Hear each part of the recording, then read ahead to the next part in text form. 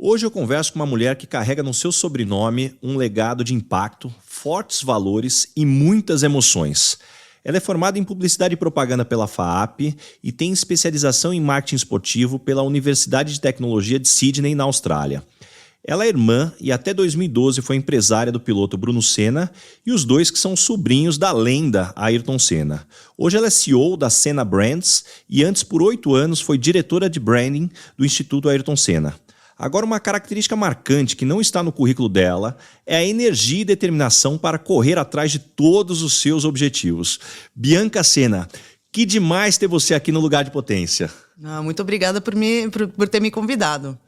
E, Bianca, eu queria já começar te perguntando, quais são os primeiros conselhos que você lembra de ter recebido da sua família que influenciaram até hoje você do ponto de vista profissional?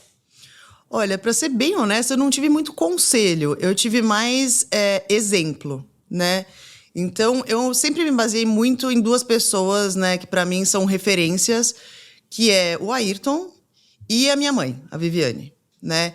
Então, eu vivi, né, numa casa onde, tipo, ser determinado, ser perfeccionista, ser resiliente, era muito presente. Então, é como se eu tivesse sido cunhada já dentro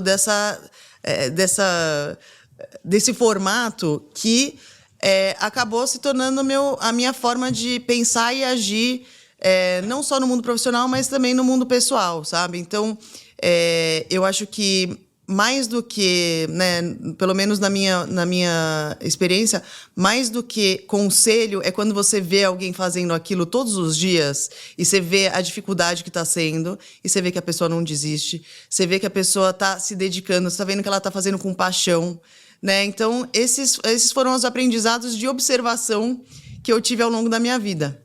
Nossa, essa sua passagem aqui me lembra uma frase que eu adoro, que é: o que você faz grita tão alto que eu não consigo escutar o que você diz.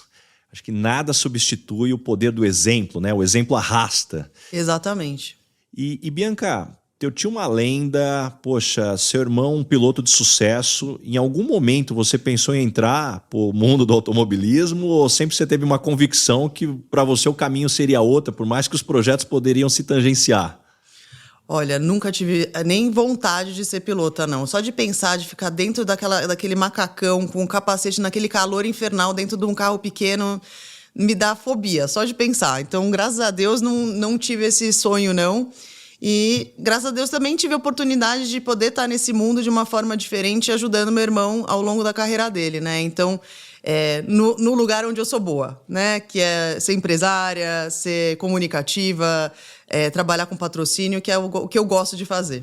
É o teu lugar de potência, como a gente gosta de falar aqui. Pô, você sabe que é interessante que você falou aqui? Você sabe que eu também não tenho nenhuma referência na família, mas esse negócio de dirigir, assim, de pilotar não é comigo, assim. Eu saltei já de paraquedas, eu fui para Nova Zelândia, fiz toda a trilogia de bungee jumps, mas eu morro de medo. O pessoal me chama para andar de kart. Acho que primeiro que também 1,94 m, você não cabe. Não dá muito certo. Eu brinco que eu não consigo escutar o barulho do motor porque o joelho tá no ouvido, né? Na hora que você tá dirigindo. mas não é para mim. E aí o ponto que eu queria pegar contigo, puxa, você teve ali à frente ali com teu irmão pilotando. O que você precisa ter em mente na hora de fazer a gestão da carreira de alguém, no sentido de todos os patrocínios, mas eu queria também adicionar uma pitada nessa pergunta. Como dá certo a relação entre irmãos também no lado profissional que, puxa, você tem aí os lados positivos de uma relação de confiança, mas também tem aí uns cuidados. Sim, não, realmente foi um desafio que, sinceramente, acho que a gente tirou de letra a sua segunda pergunta. Ele me respeitava muito e eu respeitava muito o espaço dele também. Então, a gente morava junto, a gente viajava junto, a gente tinha praticamente os mesmos amigos, porque a gente estava indo cada semana, a gente estava num país. Mas ele aprendeu, né, o meu limite e eu aprendi o limite dele muito rapidamente. Então, foi, de uma certa forma, até fácil demais nesse sentido, sabe? Porque ele entendia que tudo que eu estava pedindo para ele era pro bem da carreira dele. Né? Não era aquela irmã chata falando, por exemplo, vai fazer a barba.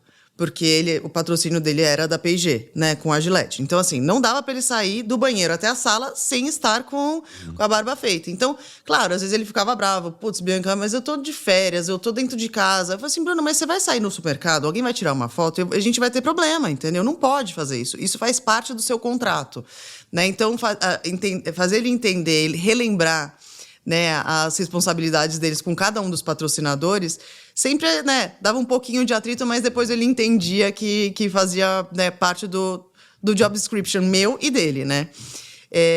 E eu acho que, assim, esse trabalho com o Bruno, ele aconteceu totalmente por acaso, né? Eu tinha acabado de voltar da minha faculdade, né, da pós-graduação de marketing esportivo, e o Bruno tinha acabado de fazer 18 anos. E a minha mãe descobriu que o Bruno queria correr numa conversa que ela perguntou, bom, então o que você quer fazer da vida, né? Porque ele tinha acabado de entrar, acho que era na VGV, né? E ele falou assim, eu vou estudar, vou ser empresário, se Deus quiser, vou ser bem-sucedido, e aí eu vou correr. Aí eu falei assim, como assim você vai correr? Não tô entendendo, ele nunca falou mais, né? Desde que meu tio faleceu, ele nunca mais falou do assunto de correr, né? E aí ele falou assim, mãe, eu gostaria de ser piloto, mas eu entendo, né, que na família não tem muito espaço, né, pra esse tipo de coisa, tal, e também... Então, esse é meu plano. Eu falei assim, não, Bruno, se é esse o seu plano, a gente precisa olhar esse plano com cuidado. E eu imagino como deve ter sido difícil para ela tomar essa decisão, porque, né, depois de ter perdido o irmão, né, por essa profissão, e um ano depois a gente perdeu meu pai, né, também num acidente de moto, realmente peitar uma coisa dessas não é para qualquer pessoa, né? Mas a minha mãe tem muito essa coisa de que cada um tem o seu potencial e que você tem que dar liberdade para esse potencial acontecer, sabe? Então, foi aí que pegou nela e aí, tipo, ele começou a correr. Só que, imagina, ele parou com 9 anos de idade. E aí ele teve que meio que catch up, tipo, tudo que ele perdeu... Nem por esporte, assim, no final de semana? Nada. Entendeu? Então ele voltou... para o kart, ele não conseguia andar de kart também, que nem você é alto, quebrava a costela. Cada 2 minutos ele quebrava uma costela, porque não tinha, né? Não tinha desenvolvido essa casca aí na época que devia. E aí ele começou a ir pra Fórmula BMW.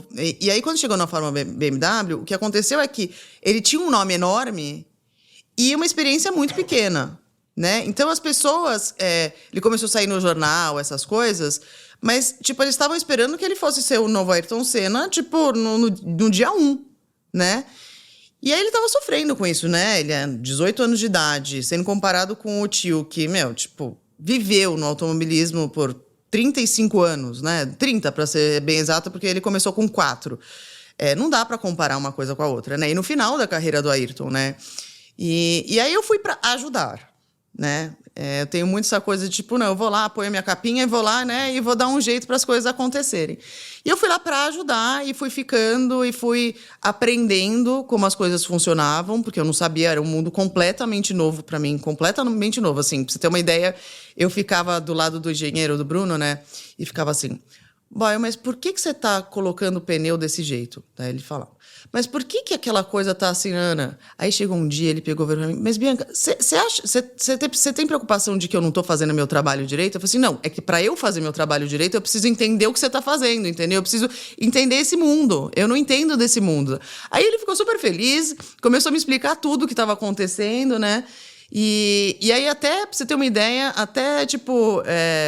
material de um mecânico lá, que fez engenharia, né, automobilística, eu peguei para ler, para poder entender como é que o negócio funcionava. Então, eu vou muito a fundo nas coisas. Quando eu me coloco para fazer uma coisa, eu me afundo naquilo e aprendo o máximo que eu consigo para poder ter ideia, para poder cobrar, para poder, né? Senão fica difícil. Como é que você vai? Você tá lá meio, né? Eu era a única mulher, né? Assim, eu olhava assim, gente, por que não tem mulher nesse lugar, né? Eu achava tão estranho aquilo, mas não tinha, era eu de mulher, ponto. Mulher brasileira, né, que não é desse mundo.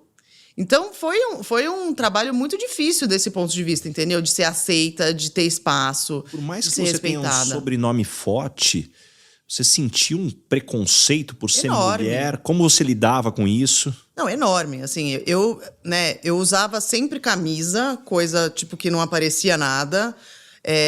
Primeiro, né? Essa primeira coisa, que senão, tipo, né, brasileira, que tem fama, né, infelizmente, fora do Brasil, e nova, eu tinha 24 anos, 25 anos, é muito difícil você lidar com aquele povo que é muito machista, né? Então, foi muito difícil. E também, como o Ayrton teve uma fama, né, de ser encrenqueiro do ponto de vista, ele estava sempre brigando pro melhor e pra fazer certo e tudo mais, isso... Todo mundo já achou que a gente ia ser igual, né? E não que a gente não fosse. Eu fui bem encrenqueira também quando precisou. Então, era muito difícil para mim lidar com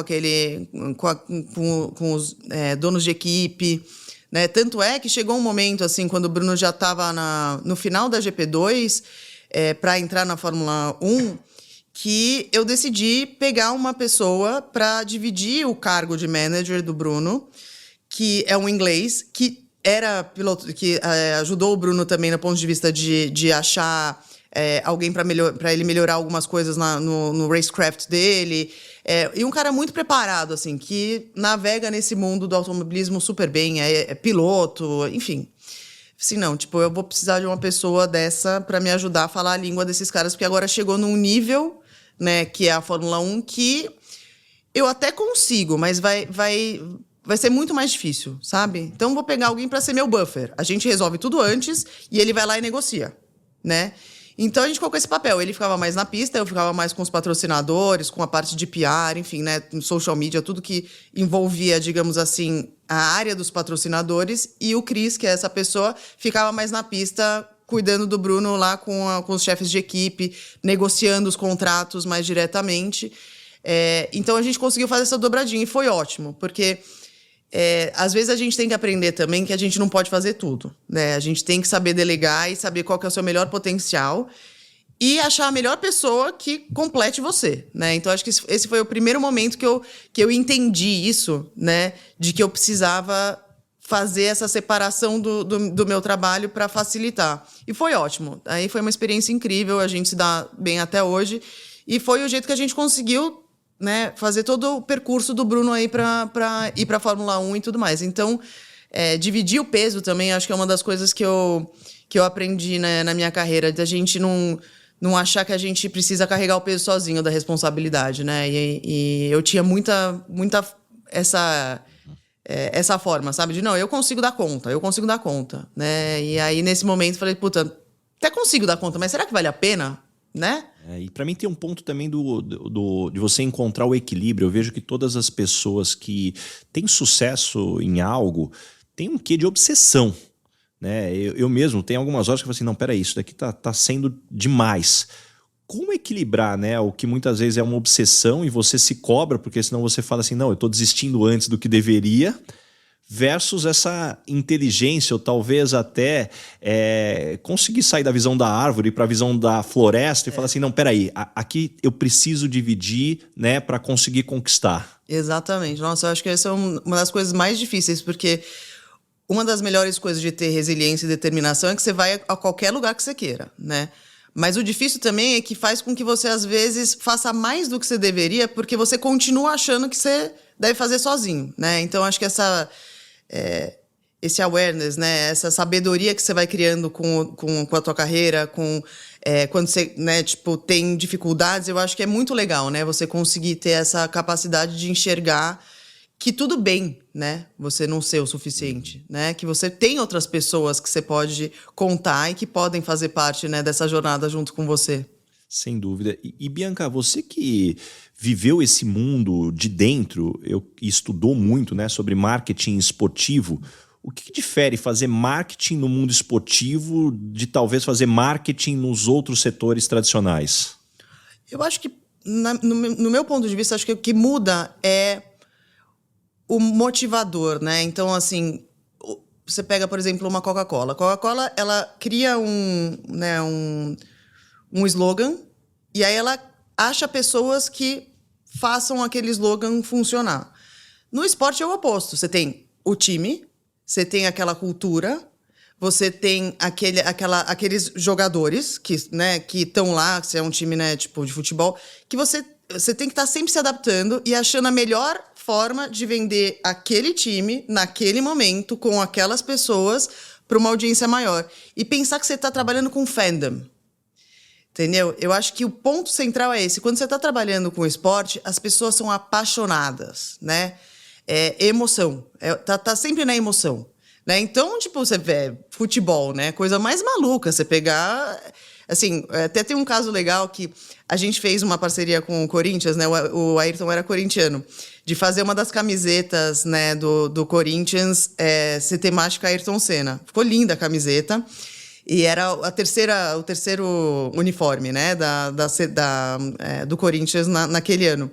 E aí era muito engraçado que a gente colocou na social media e tal, aí aparece assim, mas eu sou São Paulino e vou ter que comprar essa camiseta, sabe, assim, sofrendo, sabe? Então, assim, é a primeira vez que eu comprei uma coisa do Corinthians na minha vida. Por quê? Porque mexe com a emoção, né? E trabalhar com fãs tem a boa parte e a parte difícil. Porque eles também têm as opiniões deles, eles também não querem que você erre, entendeu? Então, opinião não, convicções, né? Convicções, entendeu? Então, você tem que ter muito jogo de cintura de entender isso. Então, para mim, eu acho que essa é a grande diferença. E até pegando dessa tua experiência, como é que você enxerga a evolução do brand no Brasil, assim, do que o Brasil tem de características, até talvez versus do que acontece lá fora? Eu acho que a gente tem bastante chão ainda para percorrer, mas eu acho que o potencial econômico que o Brasil tem, né? Se a gente conseguir politicamente, economicamente, dar o salto que a gente deveria, pelo potencial que a gente tem, a gente pode ter voz, né? Porque se você pegar as grandes marcas, muita coisa ainda é temperada para o gosto brasileiro, né? Não é feita tailor-made para o Brasil. E eu acho que isso é porque a gente ainda... não conseguiu criar a maturidade econômica para as empresas falarem, não, tudo bem, agora eles são do tamanho que eu preciso para poder criar um negócio para eles. Acho que as nossas agências de publicidade são incríveis, né? Acho que não tem... poucas no mundo têm essa capacidade criativa, mas eu acho que a gente ainda tem muito chão nesse sentido, entendeu? Desenvolvimento mesmo de criar a nossa cultura dentro do branding. E me conta um pouquinho do trabalho de brand, aproveitando aqui, do que você fez no Instituto Ayrton Senna. Poxa, foram 8 anos. Qual que é a importância também, poxa, porque muitas vezes até do Instituto fala assim, poxa, o branding e da onde você pegou até onde você levou? Olha, essa pergunta, ela tem várias respostas, na verdade, né? Eu acho que uma das grandes... acho que uma das grandes coisas que eu consegui, né, trabalhar no Instituto foi começar a criar um DNA próprio do Instituto que saísse da imagem do Ayrton, né? O Ayrton é tão grande, tem uma luz tão grande, que é muito difícil. Qualquer coisa que você tenta trazer de outros significados fica perdido, porque as pessoas já têm um mapa do que ele é e que é difícil você criar novos significados. É realmente muito interessante isso. E, óbvio, o Ayrton tem muita força, a imagem do Ayrton tem muita força. Então, quando você trabalha num instituto, né, quando você está tentando fazer que educação seja a sua bandeira e não automobilismo, não Ayrton, é difícil. Porque as pessoas, elas... Por exemplo, vai no Facebook do Instituto, quando eu entrei, né? Assim, você colocava lá um post sobre um projeto que a gente tinha educacional. Todos os comentários, assim, viva a cena, entendeu? Porque quem estava ali estava focado ainda no ídolo, né? Então, como é que você faz essa destilação entre o Ayrton e o sonho dele, né? Que virou o Instituto, e esse legado? Né? É um trabalho que eu comecei, mas ainda tem muito chão para percorrer, porque ele é um trabalho de dia a dia, de constância, da onde a gente está tentando, né, cada dia mostrar que o nosso maior ídolo hoje no Brasil são os professores. Se a gente não tiver professores bons, não tem a gente, entendeu? Não vai ter os próximos CEOs bons. Né? Porque tudo começa na base escolar, né? Então, a ideia com a África, né, que foi a nossa agência para criar esse movimento, foi de trazer o Ayrton como nosso ídolo nacional, mas passando o capacete, né, o símbolo, para o professor, que é o nosso maior recurso hoje de desenvolvimento de potencial das novas gerações, né? Então, um pouco fazendo essa trajetória. Então, essa é a trajetória que o Instituto está passando, né? E que eu comecei, mas que tem ainda bastante desafios, né? E acho que algumas outras razões, por exemplo, né? O Instituto, ele foca todo o investimento dele, obviamente, né, na ponta, onde a gente está atacando o problema da educação. E a gente comunica pouco.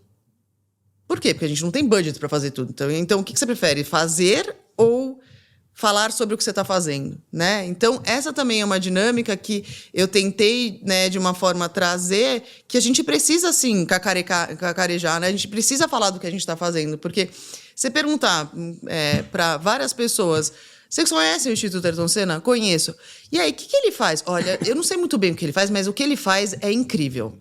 Tem uma qualidade, é maravilhoso, sabe? A Viviane, mas não consegue entender o que a gente faz, entendeu? Então, é muito interessante isso, sabe? Que é uma construção, né? O Instituto fez 28 anos esse ano, né? E aproveitando aqui, então, vamos para dar voz aqui. Qual que é o tamanho, o impacto do Instituto hoje? Olha, o Instituto, ele nasceu no ano da morte do Ayrton, né? E ele nasceu por um sonho do Ayrton de ajudar as crianças e jovens a desenvolver seus próprios potenciais.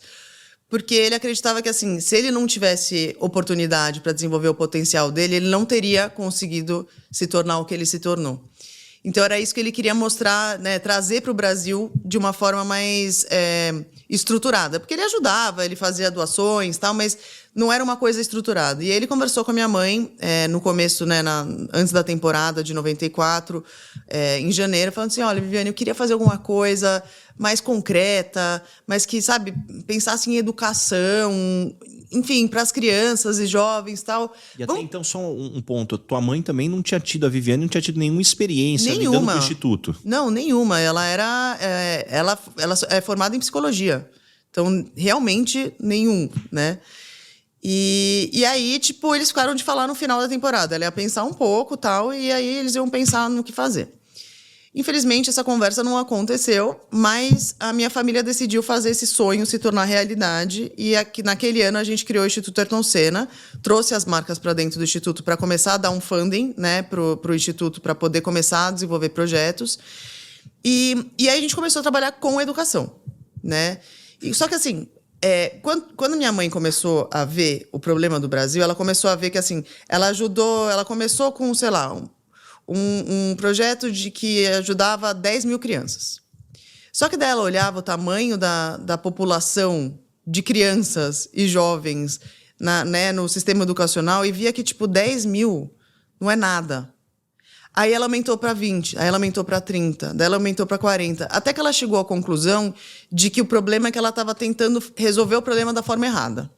Ela estava tentando resolver o problema de uma forma de varejo em vez de atacado. E ela falou assim: bom, então como é que eu resolvo o problema sistêmico? Porque é um problema sistêmico, né? Se você pegar... hoje a gente tem uma população de por volta de 86 milhões de crianças na escola, né? E disso a gente tem quase 90% na escola pública, né? Então não adianta você resolver o problema da escola privada, porque a maioria das crianças estão na escola pública. Então ela começou a pensar: bom, então como é que a gente faz para atingir a escola pública?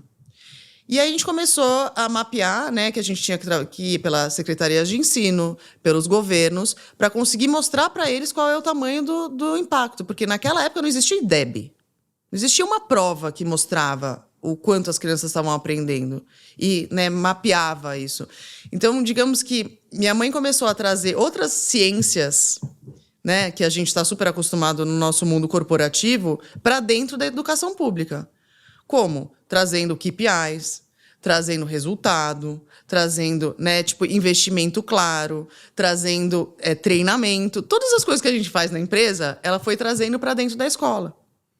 E aí a gente começou a trabalhar de uma forma que é a seguinte: quando você vê, por exemplo, que as crianças estão repetindo, isso, na verdade, é um sintoma de alguma coisa. Não adianta você ficar fazendo só com que elas não repitam naquele ano e passe elas para o ano seguinte, ou resolva, né, aquilo lá. Você tem que entender qual é o motivo delas não estarem passando.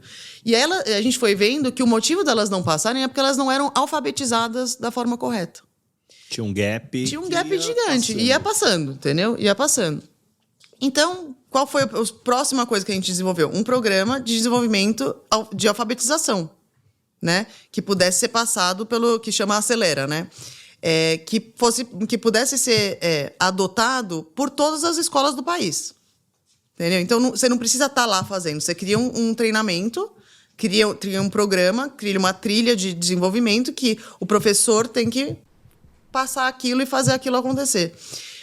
Um dos principais exemplos que a gente tem né, para dar um pouco de panorama é Sobral, que hoje é uma referência, né, no Brasil em educação. Há 25 anos atrás, era o pior índice de educação no país era Sobral. E minha mãe pegou e falou assim, olhou na minha mãe, quem é o pior? Sobral, então a gente vai começar com Sobral.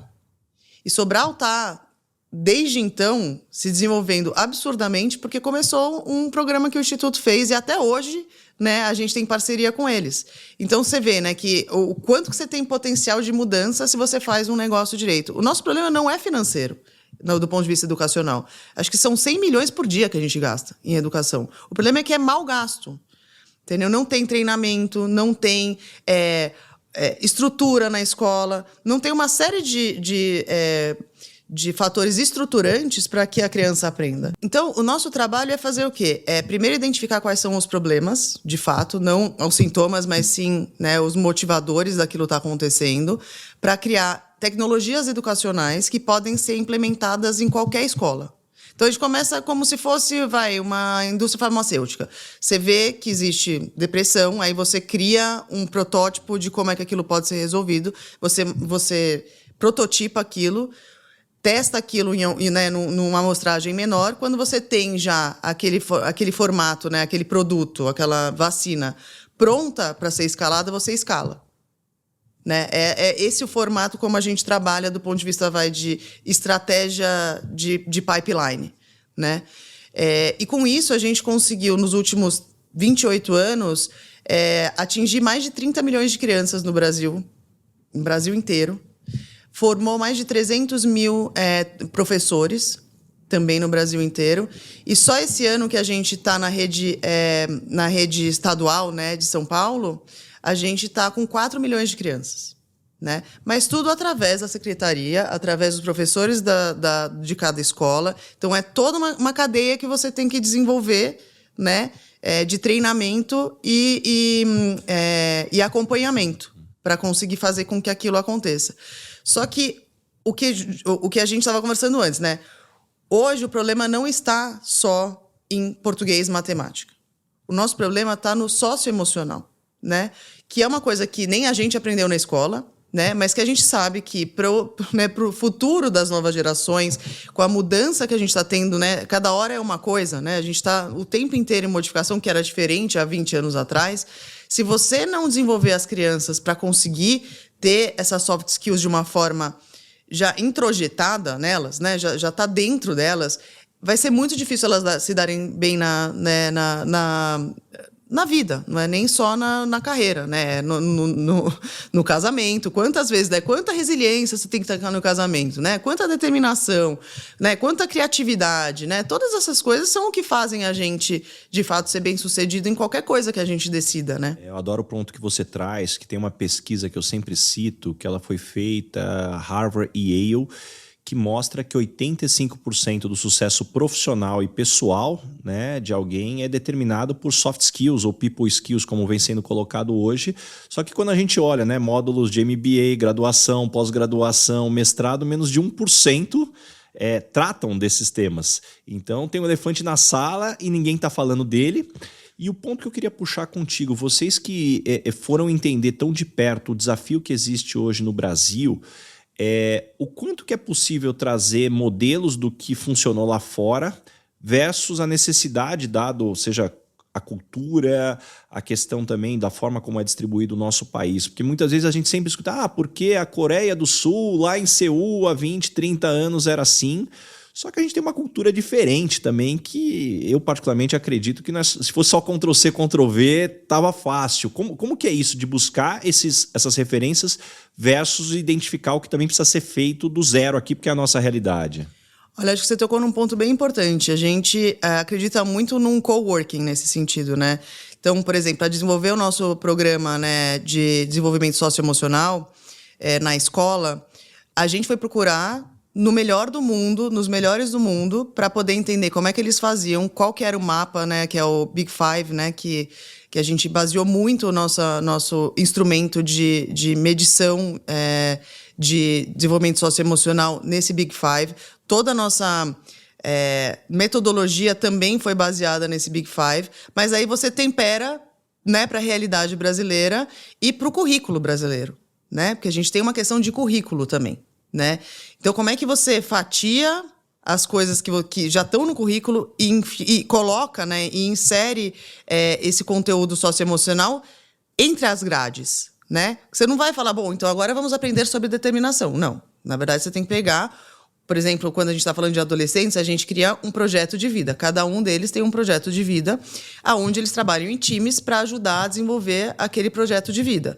E aí a professora começa a dar ferramentas de como é que você desenvolve essa parte socioemocional através de trabalho em grupo. Então, olha, gente, vocês entenderam que vocês estão brigando por isso, então, ó, que tal você começar a usar eu escuto, entendeu? Então, você vai ensinando no dia a dia como é que a criança aprende, né, a usar essas ferramentas no mundo de hoje, né, toda hora, né? Então, é muito legal, assim, a transformação. E uma das coisas que poucas pessoas sabem é que desenvolvimento socioemocional, ele pode ser aprendido, né?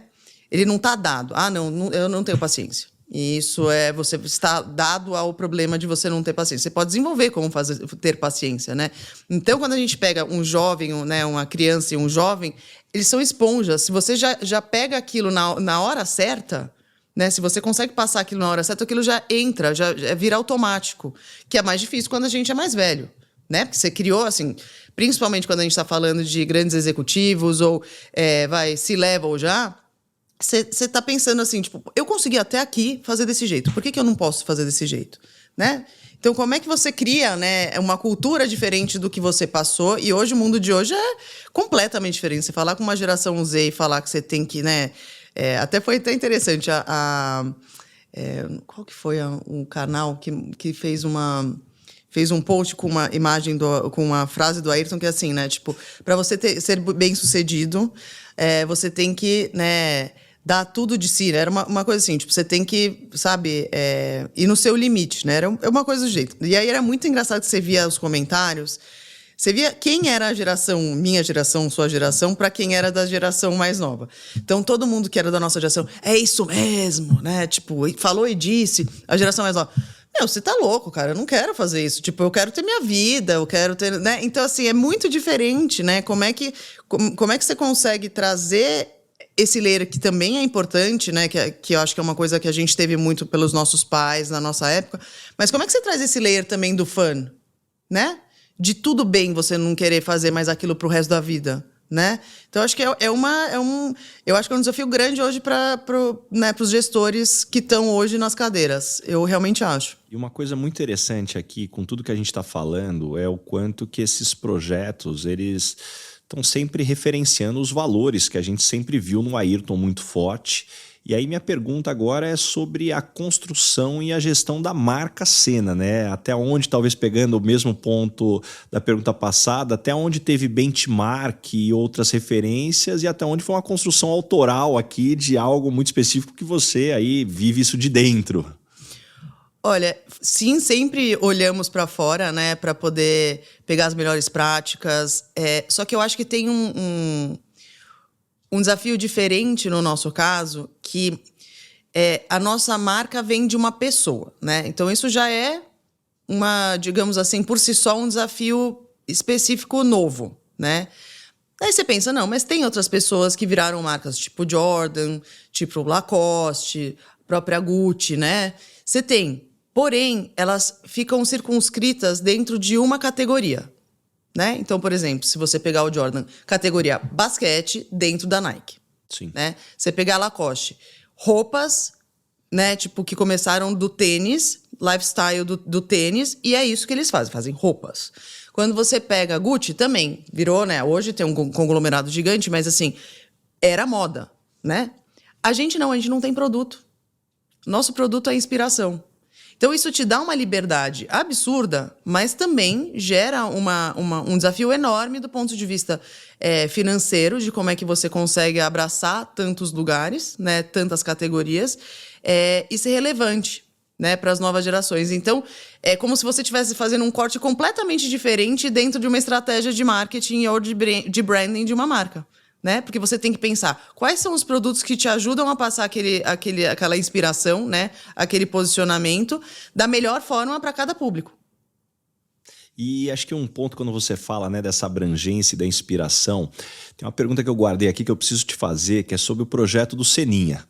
E eu acho muito interessante, porque assim, eu tenho um filho de 4 anos e ele adora o Seninha. Não, papai, o braço duro vai ganhar agora dessa vez ali. E tem um lado aqui que eu queria entender desse projeto, porque ao mesmo tempo foi interessante. A hora que eu vi ali no Netflix, a primeira coisa que eu pensei assim, não, pô, é do Seninha, não preciso ter preocupação do que é aquele conteúdo, talvez naquela preocupação que os pais têm, porque que meu filho vai consumir, mas talvez um passo antes. Como é que surgiu aí? Porque eu sou fanzaço aí, que eu conheço os episódios assim, de cor e salteado, porque criança não consegue ver um episódio só. Só quem tem filho sabe do que eu tô falando aqui. Como que aconteceu? Então, o Seninha, ele foi lançado pelo próprio Ayrton. Quem criou foi o Rogério Ridalti, foram os criadores, né, que são artistas. E qual era o objetivo do Ayrton na época? Era passar os valores dele para a criança dentro de um formato que criança entendesse, né? Tipo, dentro de um formato de entretenimento. Naquela época era revistinha, né? A gente tinha revistinhas do Maurício, os gibis, né? E o tempo passou. E esse é um projeto que, assim, eu tenho muito carinho, sabe? Porque, como eu comentei um pouco, o nosso objetivo como família é ajudar no desenvolvimento humano, né? Essa é a oportunidade, né? Você se desenvolver. E aí a gente pega, dependendo da nossa marca, tá trabalhando um pedaço disso, né? Então, o Seninha, ele era pré-escolar, ele tá de 3 a 5 anos, que é antes de você entrar na escola. O que isso quer dizer? Quer dizer que o seu elo maior, né, tipo, está na família, né? A criança, aí você tem a família. E um pouquinho da escola, porque você está lá na escolinha e tal, mas assim, o seu elo principal é o seu pai e sua mãe, né? É a sua família. Então, como é que você desenvolve conteúdos que ajudam a desenvolver a criança naquele determinado momento dela, do ponto de vista social e do ponto de vista cognitivo e motor? Nessa época, a gente precisa desenvolver o quê? O desenvolvimento motor e o desenvolvimento emocional. São os dois grandes pilares que a gente tem que desenvolver. E como é que a gente faz isso? Através de entretenimento.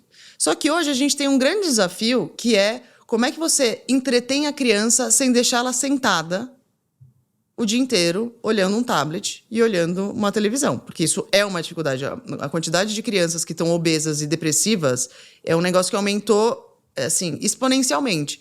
E por quê? Teve a pandemia, claro, isso é um problema, mas a gente tem muitos pais que acabam terceirizando, né, os filhos um pouco pro tablet. Puta, eu tô tão cansado, deixa ele assistir um pouquinho mais, porque todo mundo faz isso, né? Mas se você começa a fazer isso toda hora, você não tá desenvolvendo o que a criança precisa aprender, e aí, depois, para ela aprender um pouco mais velha, é bem complicado. Então, o Seninha, ele veio, né, agora na atualização dele, né, nesse desenvolvimento pensando sempre em como é que você desenvolve a criança emocionalmente e motoralmente, porque inclusive as duas coisas estão muito interligadas. Então a gente desenvolveu, por exemplo, um conteúdo que está no YouTube que chama Game Ventura. Então você pega uma historinha lá dos 3 porquinhos e o Seninha é um dos porquinhos, tal, e eles vão construir a casa, aquela história toda que vocês já conhecem. Só que daí chega um momento que o lobo vai pegar eles. Só que daí, para eles poderem se desfazer do lobo, eles têm que fazer movimentos. Então, eles têm que pular de um lado para o outro para fazer um tijolinho que não sei o que, né? Então, você faz a criança sair do sofá e brincar junto, né? Então, a gente está sempre criando formatos diferentes para esses dois desenvolvimentos. Então, Netflix é um ótimo exemplo, né? Que foi muito legal a gente estar com esse conteúdo lá, porque ele deu uma abertura né, um awareness muito maior para o personagem do que quando a gente estava mais na TV, né, paga com o Gloob. Então, a gente está no Gloob, está na Netflix e está no YouTube, né? E eu acho que esse ponto que você trouxe, que eu fico muito preocupada hoje, assim, o que eu coloco para o meu filho assistir? Isso me preocupa bastante, porque mesmo agora as coisas da Disney, não sei se vocês viram esse último... eu não vou lembrar o nome acho que é da Harry Potter. Criaram não sei se é uma série do Harry Potter. Primeiros 5 minutos é o Gandalf falando para um outro cara que ele sempre foi apaixonado por esse cara, entendeu? Tipo, tentando trazer essa questão, né, da inclusão. Mas, gente, é para criança. Precisa chegar nesse nível. Então, assim, você não sabe mais o que você pode passar, o que você não pode passar, né? Então, a gente tenta ter o core, né, dos nossos valores como família, como Ayrton, permeando e né, dando... como é que fala isso? Dando um envelope até o limite da onde a gente vai. Então, a gente sabe o que precisa desenvolver na criança naquela idade, é isso que a gente vai desenvolver. Não vai ficar entrando em outros assuntos que não são para essa idade, entendeu? Exato, e acho que aí, a partir daí também, depois, cada família ou cada estágio ali vai procurar os aspectos. Acho que é importante Exatamente. esse core que você coloca.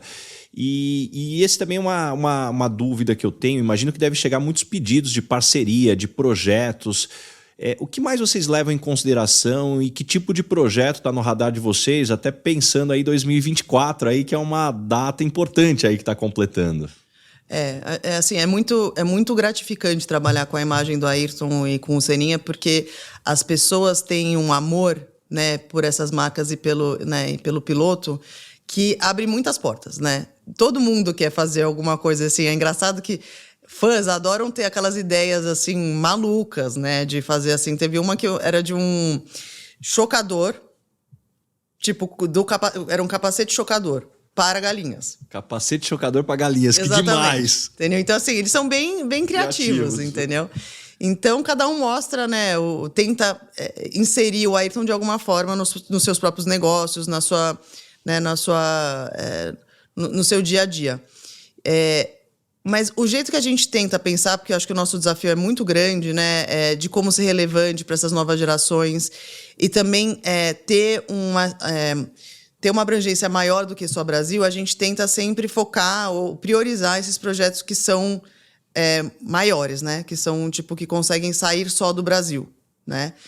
E claro, né, tipo, a gente tem alguns pilares que são importantes. Então, o pilar de esporte é um que a gente, né, trabalha. Então, a gente tem uma parceria com a Centauro, né, que tem produtos lá. Um outro pilar que a gente está desenvolvendo é de NFT, de games, que daí a gente está procurando quem são os melhores para fazer isso. Então, a gente vai vendo dentro do nosso ecossistema quais são as melhores players para poder desenvolver aqueles projetos, entendeu? Então, é um pouco essa forma. A gente recebe, mas a gente precisa fazer esse crivo do que a gente consegue, de fato, levar a marca para novos horizontes. E até escolher as batalhas, né? Dada a quantidade também ali, poxa, onde vai a energia? Exatamente. E Bianca, qual que é o lado positivo e qual que é o lado desafiador de carregar um sobrenome tão forte? Olha, eu acho que o lado positivo foi um pouco o que eu falei, né? Todo mundo tem uma história com a Ayrton. Todo mundo sabe aonde estava no dia que teve o acidente, a roupa que estava. Assim, é impressionante como marcou as pessoas. Então, o amor que a gente recebe, assim, sabe, é muito legal. Você fala assim, você chega... Na época que eu estava no instituto, você chegava lá com uma mega ideia, sem dinheiro, né? Porque o que eu vou fazer? Estou dentro do instituto. Não, a gente vai dar um jeito, que é pelo Ayrton. Então, assim, sabe, as pessoas querem participar. O desafio é que, assim, as pessoas, elas têm uma fantasia de que, porque o Ayrton parecia perfeito, ele não tinha imperfeições. Então, quer dizer que a gente, marca, não pode ter imperfeições ou errar, né? Então, esse lado, né, de como é que você lida com essa expectativa impossível de ser mantida, né, 100% do tempo, ainda mais numa sociedade hoje, numa cultura onde é importante errar? Você quer inovar, você precisa errar? Então, como é que você erra dentro de uma expectativa dessa? Né? Então, como é que você faz isso? Esse é o nosso maior desafio. E falando de expectativa, síndrome do impostor, já aconteceu com você? Ainda acontece? Olha, já aconteceu mais. Acho que quando a gente vai ficando mais maduro, né, a gente vai começando a a selecionar melhor o que a gente escuta na nossa mente, né? Mas, sim, tem sempre, né, aquele, putz, você não vai conseguir, ou, tipo, não tá bom o suficiente. Pra mim, é muito mais assim, não tá bom o suficiente, não tá bom o suficiente, sabe? Então, eu tô sempre pensando como é que pode fazer melhor. A voz né? interna te cobra mais do que todo o resto. Exatamente, muito mais. Todo mundo, mas Bianca, tá ótimo. Não, não tá, porque tem esse negocinho aqui que podia ficar melhor, porque, entendeu? Então, eu tô sempre... Então, assim, esse impostor de não olhar a conquista como aquilo, tipo, e dar valor para aquilo 100%, eu acho que é o maior desafio para mim. E Bianca, chegamos agora no momento Headhunter. Qual que é a pergunta que você sempre faz nas entrevistas quando você vai contratar alguém para o seu time? Eu quero saber o que a pessoa, o que é o sonho da pessoa. Sabe? Tipo, porque daí você entende o que motiva ela, né? Na prática, sabe? Você entende um pouco mais dela do que... o que você quer... Aonde você quer estar daqui 10 anos. Isso, né? Tem várias respostas, mas assim, qual é o seu sonho? Eu acho que é onde você mais capta um pouco o mindset da pessoa. E que tipo de pessoa não dá certo trabalhando com você? Olha, pessoa que não dá o melhor dela. Pra mim, isso... Assim, eu não tenho problema quando a pessoa erra. Assim, acontece, faz parte do processo. Mas quando você vê que a pessoa está encostada, não está fazendo o que deveria, sabe? Você vê que ela... Pra mim, isso é muito desmotivador. Eu não sei lidar. E quando as pessoas não gostam de você, normalmente qual é o motivo? Porque eu sou crítica. Né? Do mesmo que eu sou crítica comigo, eu sou daquela que, tipo, vê o negócio inteiro e tá vendo exatamente o que tá faltando ali, sabe? Então, eu tenho essa... Eu acho que é mais por isso. E o que você tem mais orgulho até hoje do que está escrito no seu currículo? Olha, levar meu irmão para a Fórmula 1, com certeza, é uma delas. Uma campanha que a gente fez, né, para os atletas brasileiros, quando a gente teve as Olimpíadas aqui, a gente descobriu por uma pesquisa que quase 90% dos atletas brasileiros tinham como ídolo o Ayrton. E aí eu pensei assim, putz, vamos fazer alguma coisa para as Olimpíadas com os atletas. E aí a minha ideia era fazer aquelas pulseirinhas do Bonfim, com as cores do capacete, né? E entregar para todos os atletas. E aí eu passei para a Thompson, que era a nossa agência daquele momento, a ideia, e o Gustavo, que foi o criativo, né? Falou assim, essa ideia é genial. Só que ele transformou a minha ideia em última potência, que foi a gente desenvolveu uma pulseira, que era com as cores do capacete, mas com um capacetinho, né? Tipo o capacetinho do Ayrton, que a gente entregou para todos os atletas e para atletas brasileiros. Que logística. 4.000 pessoas. Assim, pensa que no Brasil a gente não tem tudo, né, organizado. Então, assim, foi literalmente trabalho de formiguinha para conseguir fazer isso acontecer.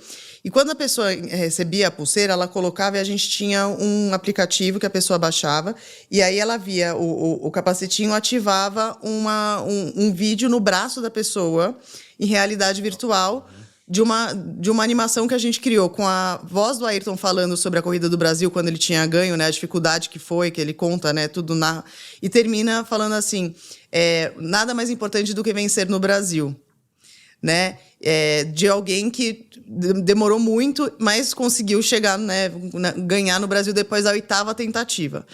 E isso, assim, e chamava No Pulso do Brasil. E essa campanha foi tão legal porque até o Bernardinho usou a pulseira, essa pulseira no jogo que eles ganharam lá nas Olimpíadas, entendeu? Então, realmente, todo mundo que podia usou e virou um amuleto da sorte mesmo, uma coisa de inspiração para todos os atletas. E acho que, para mim, isso foi muito gratificante, sabe? Quando você vê esse potencial da inspiração, né, de uma marca, de um ídolo, passado para as pessoas, sabe? Isso foi, para mim, muito legal. Nossa, demais, demais, demais. Passou um filme agora na cabeça, lembrando. E que pergunta que você gostaria de fazer pro Baza Headhunter? Qual é o seu sonho? Puxa, meu sonho é levar tudo que eu tenho a oportunidade e o privilégio de conversar com tanta gente bacana, que viveu tanta coisa, que aprendeu tanta coisa E o que eu vejo é que a maior parte dessas pessoas teve que bater cabeça, teve que ralar. E eu acredito que sim, muitas coisas na vida a gente aprende fazendo, aprende errando, mas eu acredito que tem muito conhecimento acumulado na humanidade, principalmente quando a gente fala em evitar alguns tipos de sofrimentos, desde o mais óbvio, que é uma guerra, até relações improdutivas, ou muitas vezes estresse desnecessários, quando a gente fala, puxa, principalmente aqui de inteligência emocional, gestão das emoções, e infelizmente isso não está sendo colocado no radar. E talvez até algumas pessoas tenham um certo preconceito, né? Porque, puxa, não, eu quero aprender a construir um avião, né? Eu vou no ITA, né? Ali tá muito claro. Não, mas imagina, eu vou ter que fazer um curso de gestão de emoções, lidar comigo mesmo. Poxa, eu sou fraco. Então esse para mim é um ponto que, puxa, quando você fala do trabalho que vocês têm feito com as crianças e formar educadores para isso, para mim acho que aí é onde está o grande potencial que a gente pode explorar mais. Ah, com certeza, com certeza. A gente está sempre precisando de ajuda nisso, né? Financeira, para conseguir desenvolver o trabalho do Instituto. Então, realmente, aí tem um potencial da gente resolver o problema pela base, né? Em vez de esperar, a gente tem que ficar velho para aprender, né? É isso aí. E, Bianca, chegamos agora no momento Dona Ângela aqui com um pouquinho mais de humor. Complete a frase. Eu sou esquisita por quê? Nossa, essa você me pegou. Sou esquisita por quê? Sou esquisita porque eu tô sempre trabalhando. E qual que foi o maior perrengue ou situação engraçada que você já passou aí nesse mundo? Perrengue engraçado? Assim, perrengue eu já passei vários. Eu tô pensando no engraçado, que eu acho que é o difícil da história. Bom, esse perrengue é bom. Bom, perrengue engraçado que eu passei, quando o Bruno tava na Fórmula 3, ele tinha um companheiro de equipe que era um inglês. E aí a gente começou a perceber que tinha alguma coisa errada, porque, tipo, o carro do Bruno tava sempre dando problema, dava problema no pneu, não sei o que, né? A gente demorou pra cair a ficha que, tipo, porque o Bruno tava ganhando tudo. Daí, de repente, aconteceu de repente, começar a quebrar as coisas, né? E aí, tipo, a gente descobriu que tinha alguma coisa, só que minha mãe, sendo mãe, né? Levou aquilo aquela visceralmente, energia. né? Visceralmente. E eu, mãe, calma, fica tranquila, a gente vai resolver o negócio, tá bom. Só que a gente ficava num motorhome, assim, tipo, a equipe ficava num motorhome, que tinha uma mesa, né, tipo, ali que ficava todo mundo sentado naquela mesa, era pequenininho, né. Então, minha mãe tava sentada, o Bruno tava sentado, eu tava sentado, e o Conway, que é essa pessoa, sentou na mesa. Minha mãe, não teve dúvida, pegou, virou pra ele, e minha mãe fala mal inglês. You are a rat. Aí, o Conway assim, quê? You are a rat. Yes, you are a rat. E eu assim, tipo, eu e o Bruno assim, tipo, sabe, foi totalmente inesperado. Eu assim, tipo, o que eu vou fazer agora com essa informação, né? Tipo, então, aí, daí ele pegou, saiu andando, né? E aí eu comecei a rir, porque eu falei assim, tipo, sabe, rir de nervoso? Eu falei assim, mãe, o que aconteceu? O Bruno, assim, tipo, ficou passado. Mãe, mas por que você fez isso? Não, porque é mesmo, sabe? Alguém tem que falar alguma coisa. Aí não sei. Então esse perrengue foi, tipo, surreal, de verdade. E, Bianca, caminhando agora para o final. O nome desse podcast é Lugar de Potência. Qual que é o seu lugar de potência? Que tipo de situação e ambiente que pode jogar lá que você brilha? Criatividade. Acho que eu tenho bastante. Eu sou uma pessoa muito criativa. Então, eu acho que a parte que eu mais gosto no meu trabalho é arranjar estratégia para resolver um problema, entendeu? Então, para mim, é o lugar que eu acho que eu mais brilho, sabe? Sou uma pessoa muito criativa e muito estratégica. Então, para mim, você me dá um desafio, eu acho um jeito de fazer aquilo funcionar. E me conta uma verdade que as pessoas não costumam dizer e, na sua opinião, é fundamental para se ter sucesso. Paciência. Paciência e resiliência, porque, assim, às vezes o negócio não aconteceu não porque ele não vai acontecer, é porque ainda não está pronto para acontecer, né? E é tão difícil isso, né? Você ter essa paciência para esperar e para não desistir na primeira porque acha que ali, tipo, tinha que ter dado certo ali. Não, tem muita coisa que não dá certo na primeira, na segunda, na terceira, né? Mas se você realmente acredita que aquilo é, né, o caminho, tenha paciência. Como é que você lida com o bichinho da vaidade? Porque, poxa, um sobrenome forte que talvez teria muitas armadilhas para cair aí nesse bichinho e, puxa, eu te vejo muito controlada aqui, muito pé no chão. Eu acho que por eu ser uma pessoa muito crítica comigo mesmo, inclusive, eu não tenho muita vaidade, porque eu tô sempre under, entendeu? O que eu acho que eu deveria ser. Então, eu acredito muito que a gente tem que fazer o nosso melhor, entendeu? E o nosso melhor hoje não vai ser o nosso melhor amanhã. Talvez amanhã seja melhor do que hoje, né? Então, eu tento muito estar dentro desse foco, sabe? Tipo, um passo depois do outro, entender onde eu errei, fazer de novo, tentar não me martirizar tanto quando eu faço alguma coisa errada e seguir. Se eu tô vendo o caminho, a gente tem que batalhar para aquilo. O que você aprendeu nos últimos 12 meses? Seja em conhecimentos ou habilidades? Não digo que é nos últimos 12, mas nos últimos 24, aprendi tudo que tem sobre NFTs e esse mundo do NFT. Assim, tipo, a gente começou a ser muito abordado em relação, né, a fazer alguma coisa com a Ayrton, não sei o que, né? Eu falei assim, cara, eu não entendo bolhufas desse assunto. E não é que é fácil, né? Não tem, hoje tá até melhor, você consegue fazer um curso sobre o assunto, mas na época, sim, foi literalmente pegando vídeos de YouTube... juntando as informações, eu criei um deck, entendeu? Para poder passar para o meu time, para poder, entendeu? Para eles poderem fazer a trilha do conhecimento também, para poder entender da onde que saiu, por que saiu, o que é criptomoeda. Tipo, eu realmente fiz um trabalho de formiguinha, de me enfiar dentro desse assunto, a ponto de, tipo, todo mundo que me aborda, né, que aborda a gente pra fazer NFT, eu começo a fazer umas perguntas, a pessoa assim, nossa, mas você entende mesmo, né? Sabe, de pegar a pessoa no pulo, assim, nossa, então... O lado crítico aí de novo, aí de estar se cobrando pra ir mais. Exatamente, não, assim, eu gosto de fazer as coisas bem feitas. Pra fazer as coisas bem feitas, você tem que saber do assunto. Não dá pra você, entendeu? Não saber, então... E Bianca, você mencionou aqui, falando trabalho duro, sempre trabalhando. Como é que você lida com a culpa de ter tempo livre, conseguir descansar, recarregar as baterias? Assim, melhorou bastante, eu te juro. Assim, depois que eu tive filho, né? Eu tenho uma menina de 6, a Bela, e um menino de 5, que é o Noah. Eu acho que eles foram, digamos assim, os maiores impulsionadores dessa necessidade, né, de ter tempo para mim, né, e para eles, e que é um momento muito, muito que sim, você fala, puta, eu devia estar trabalhando em alguns momentos, mas você vê que aquilo é tão mais importante, sabe? Você começa a ter uma perspectiva diferente na vida, né? Então, eu acho que família ajudou muito eu abrir esse espaço que começou na culpa, mas terminou, tipo, não, é isso mesmo, cara. Tipo, eles vão crescer, o que eu vou fazer, sabe? Tipo, Então, eu acho que criança ajuda muito nisso. E como eu trabalho com ceninha, é engraçado, né? Porque, às vezes, eu tô numa reunião, vendo roteiro, vendo um animatic e tal, e a Bela aparece assim, mamãe, o que você tá fazendo? Mamãe tá trabalhando. Mas você tá assistindo o desenho. Então, assim, mistura um pouco as bolas. Eu uso ela como guinea pig também. Tipo, filha, o que você acha disso aqui? O que você acha dessa ideia? Né? Então, eu também aproveito, né, os meus pequenos para trabalhar comigo. E, Bianca, me indica 3 pessoas legais para eu convidar para esse podcast e ter uma conversa como essa. Eu acho que o Dr. Lair Ribeiro.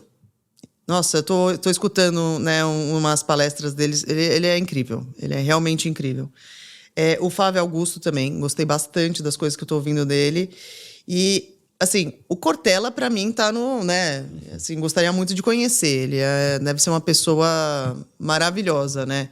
Eu dou muita risada com as coisas que ele fala. Às vezes, quando eu vou andar, correr, eu coloco e você dá risada, porque ele é engraçado, além de tudo. Sagaz, né? Com toda aquela inteligência e conhecimento aqui, linkando tudo com bom humor, né? Exato. Imagina ser esposa dele, deve ser difícil, cara, porque ele deve dar um nó na pessoa. Eu sempre vejo, cara, o humor pra mim é a sofisticação da inteligência, eu também né? acho. A forma como ele coloca, que legal. E Bianca, tem uma pergunta que eu faço pra todo mundo que passa por aqui, e com você eu também tenho que fazer. O que é felicidade pra você? Felicidade pra mim. Felicidade é eu me sentir completa, né? Você descobrir, né?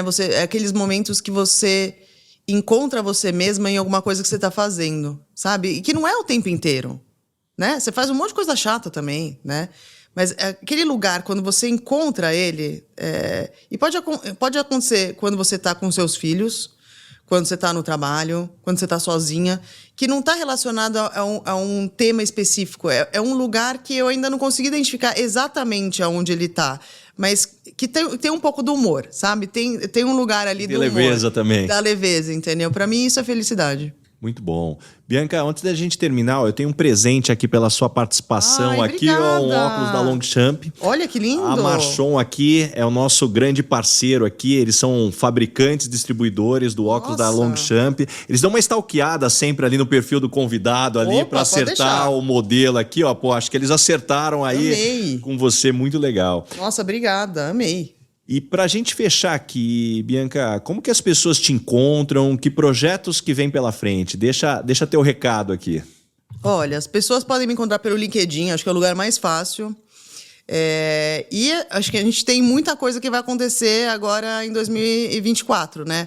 A gente tem a série da Netflix com o Ayrton, né? Que vai ser uma série ficcional sobre o Ayrton, sobre a vida do Ayrton, que vai estar passando na Netflix a partir do segundo semestre, a gente ainda não fechou a data. Mas durante esses 30, né, esse ano de celebração dos 30 anos do legado, vai acontecer muita coisa legal. Então, assim, fica por dentro das redes sociais, das nossas redes sociais, do Senna, né, das nossas marcas, Senna e Ayrton Senna, que a gente está preparando um calendário aí bem interessante de novidades. Que legal. Poxa, muito obrigado mesmo por abrir tua agenda. Que conversa bacana. Eu tenho certeza que todo mundo que nos escutou até aqui saiu com páginas e páginas de anotações, muitos insights. Muito obrigado mesmo. Nossa, obrigada a vocês. Espero que todo mundo goste. Ótimo.